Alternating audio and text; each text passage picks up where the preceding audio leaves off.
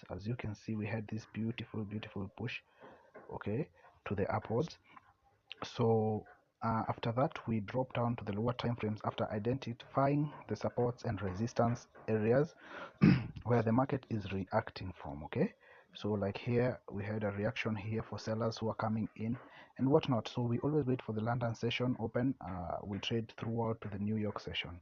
Okay, so below here we also see that we have a perfect, if not a perfect head and shoulder structure. As you can see, we had a shoulder here, we had a shoulder here, we had a shoulder here, and this was our head.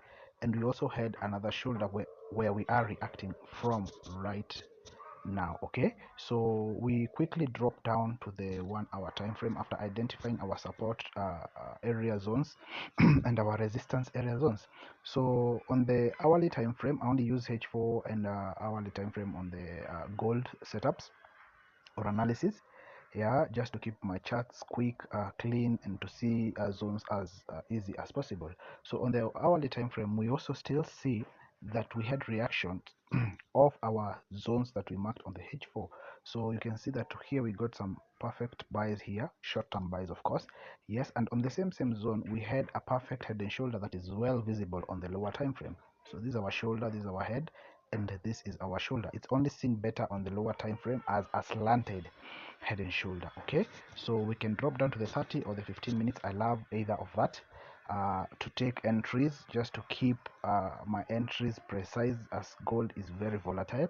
So as you can see from this upper trend line, as you can see from this upper trend line, this one, we had the shoulder, we had the head, we had the shoulders, and another shoulder here.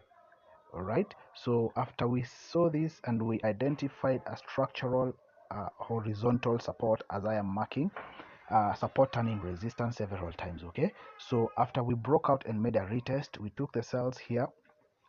Okay, so we took the cells here as seen here, somewhere around here. This is where we took our cells. The market sprung down, then came back to retest the same area, touching the trend line for the, I think, fourth time, if I'm not wrong, thereabout. And we had a very beautiful drop. So we did not get the whole drop. We exited the market at around this price here. Sometimes gold can tempt you not to put your take profit as it keeps breaking it, but it's good to be consistent in your TPs and your stop loss according to structural performance. Okay, so that's how we were able to capture a quick $900 on gold. So that's all for now. Keep it $1 million pips. Thank you very much. Till next time.